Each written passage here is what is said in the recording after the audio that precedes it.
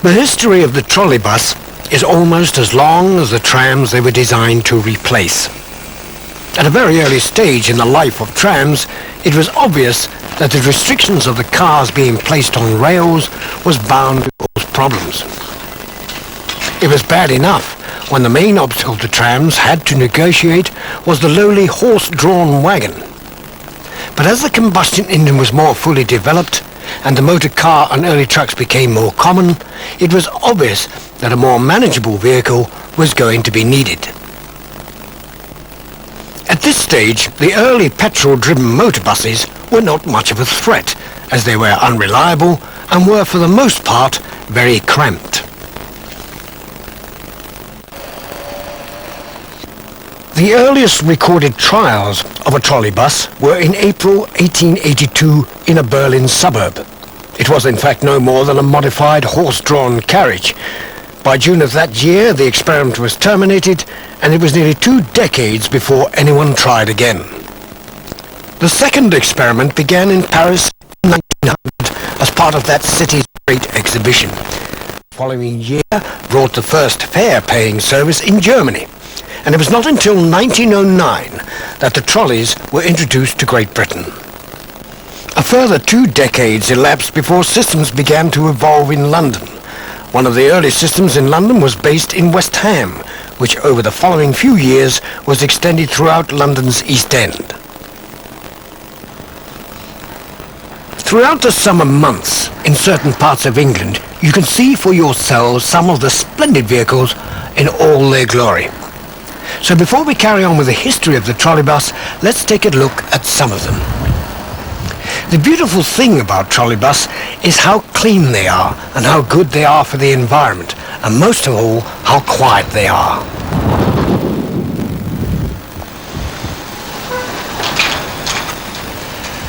In this next sequence, you see the trolleybus on the right, another bus which comes on the left, which has a very familiar sound of today.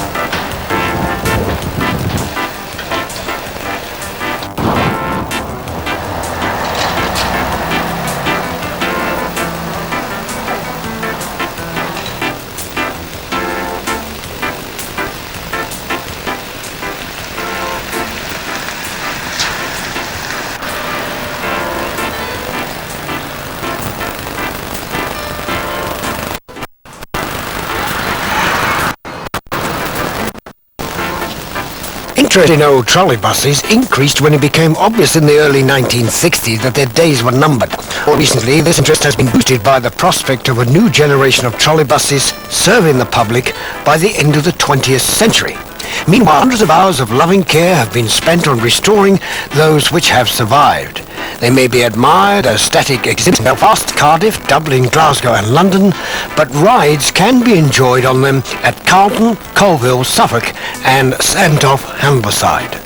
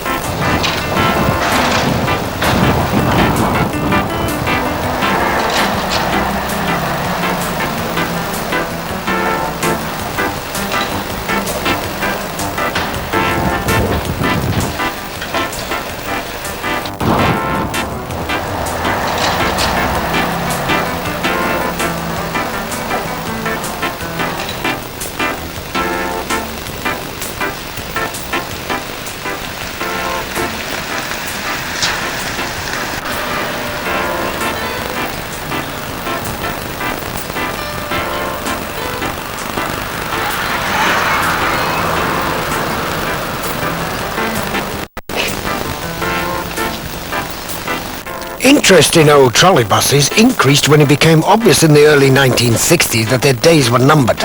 More recently, this interest has been boosted by the prospect of a new generation of trolley buses serving the public by the end of the 20th century. Meanwhile, hundreds of hours of loving care have been spent on restoring those which have survived. They may be admired as static exhibits in Belfast, Cardiff, Dublin, Glasgow and London, but rides can be enjoyed on them at Carlton, Colville, Suffolk and Sandtoft, Humberside.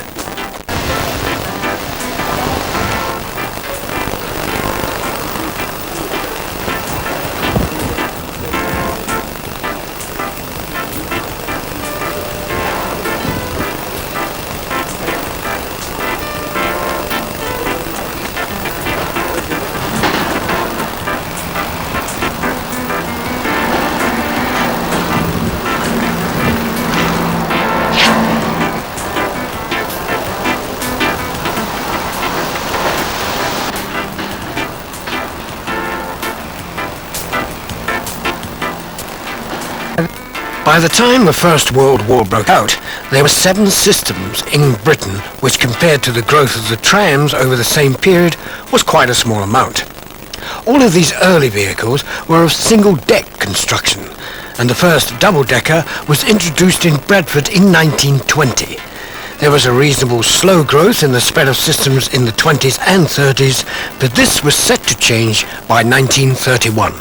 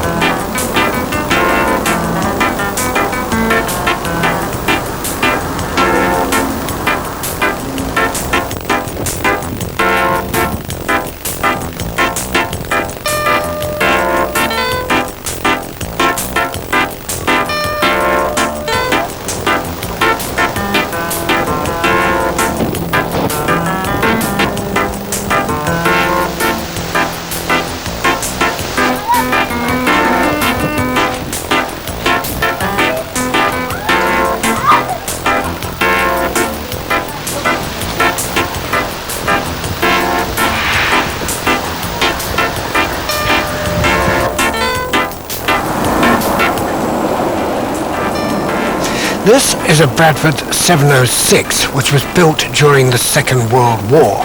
In fact, Bradford received 37 of these vehicles in 1945-1946. They arrived with a mixture of Row and Park Royal utility bodies, and they served the city well for several years. By the mid-1950s, however, their rather basic creature comforts were beginning to seem fairly Spartan, and since mechanically they were still sound, Bradford decided, in common with many other operators of utility trolley buses, to put new bodywork on the old chassis. East Lancs of Blackburn rebodied all DKYs between 1957 and 1960, and whilst early examples had the traditional rear entrance, the majority featured the forward entrance with folding doors.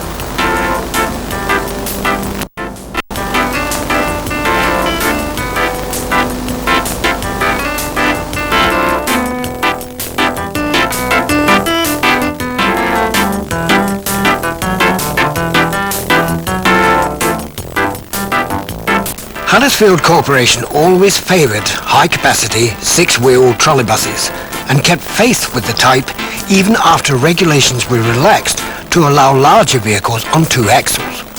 It therefore became the last operator to put traditional six-wheeler trolleybuses into service, and the 631 represents the 10-strong class which earned their distinction in 1959.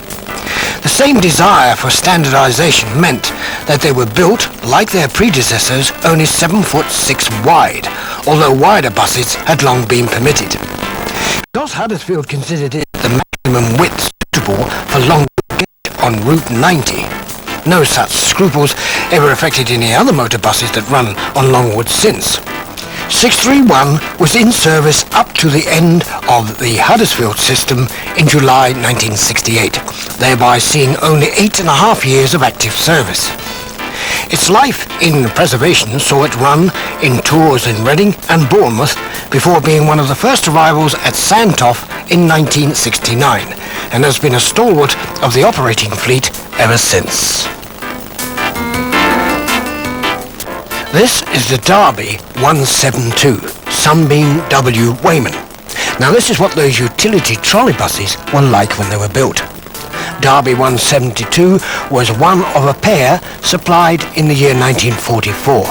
A further 13, though with Park Royal bodies, were delivered over the next 2 years. Now Derby never did rebody its wartime trolley buses, and 172 ran like this until it was withdrawn early in the Derby abandonment process in 1964. 172 has spent most of the last 30 years down the road at the Westgate Trolleybus Museum, but has been let out to play or to celebrate the 30th anniversary of the end of the war, which dictated its style of construction. The bodywork was extensively restored over the winter by Armthorpe Motor Company.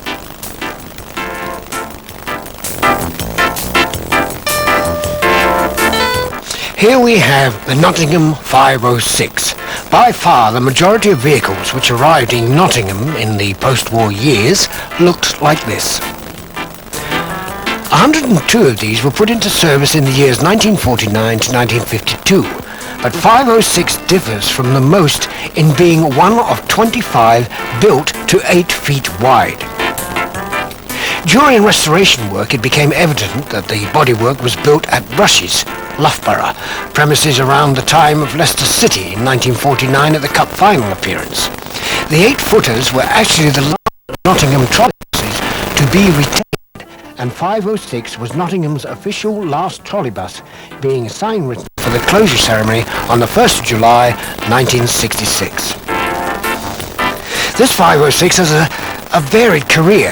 Nottingham kept it for some time in the hope that it would be preserved, but when it happened it was quickly vandalised despite being kept in a locked shed. It presented a sorry sight when it arrived at Sandtoft in 1974 after being kept at various locations in Yorkshire, but over subsequent years it has gradually been restored. It now appears as it did during its latter years in Nottingham. The last trolleybus lettering was not immediately reapplied, although it was a long-term intention simply to distinguish it from other preserved Nottingham six-wheelers of similar type. Now, Nottingham had one of the largest British trolleybus systems outside London and re-equipped its fleet extensively in the early post-war years. Most of the new vehicles were six-wheelers, but this 493 was one of 13 row-bodied four-wheeled BUTs delivered in 1948. 493's particular claims to fame are that when new it was exhibited at the Commercial Motor Show, and that it was the first British passenger vehicle to be fitted with fluorescent lighting. The Nottingham system was destroyed with indecent haste in the mid-60s, and 493 ran for the last time early in 1965, having been in preservation ever since. It came to Sandtoft in the spring of 1970, and observant visitors might notice that apart from its colour, this vehicle is very similar to another type of trolleybus, the Bradford 746.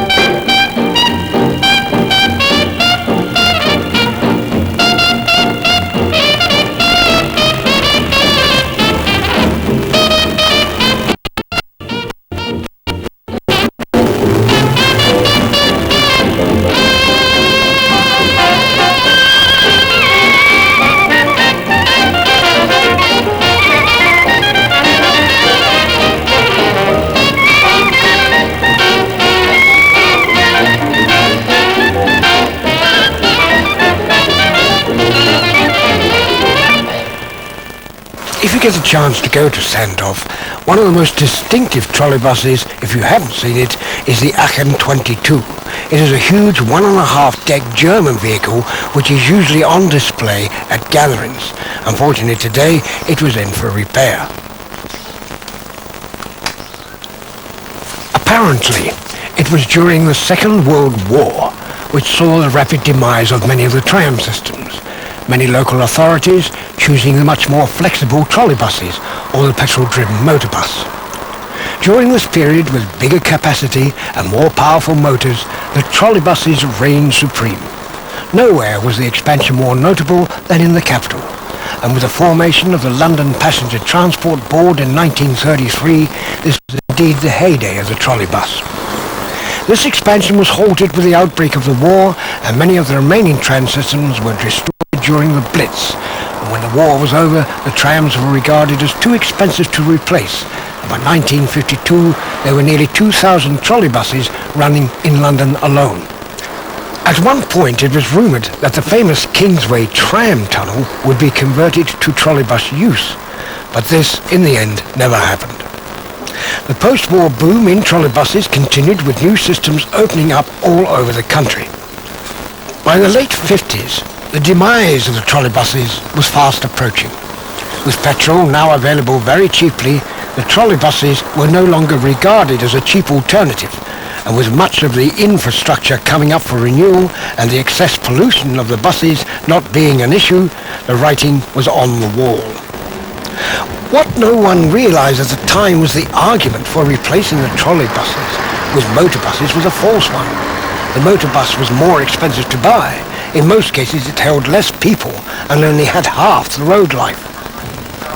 From 1960 onwards, the systems began to close. Trolleybuses manufacture ceased in the mid-60s. But with many of the buses having around 20 years of use left, it was not until 1972 that the final systems closed down. Thankfully, during the last decade of the trolleybus story, many enthusiasts were already making plans to ensure the survival of as many of them as possible. Many fine examples have been preserved in museums around the country. But for those people who are too young to remember the trolleybuses on the streets of Britain, there are still places where you can see them running at most weekends. There are a number of fine examples here at the East Anglia Transport Museum, and also in the London trolleys can be seen running at most weekends where they were originally in service in the late 1930s and early 40s.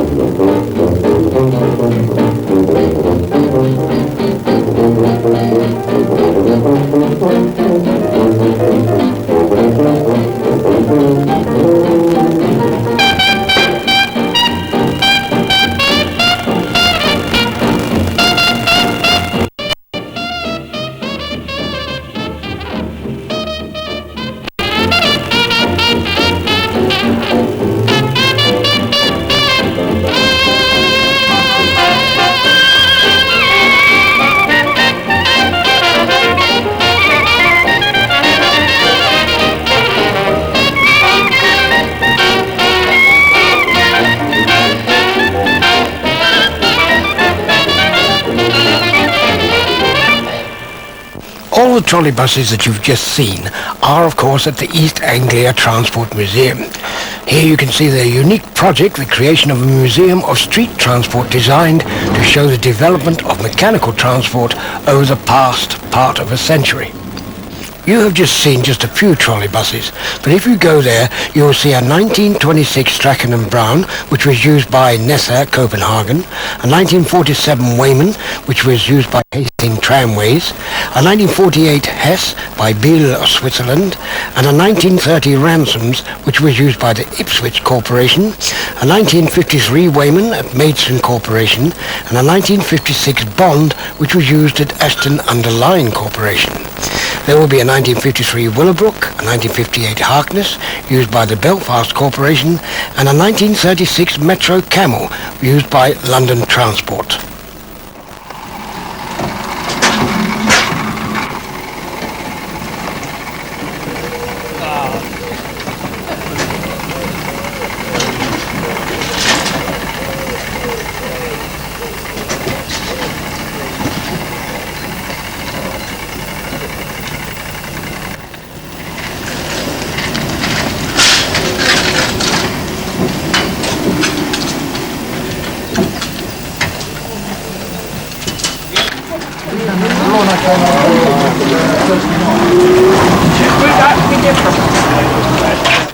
It is ironic to think that the principle that was once destroyed could well come back again.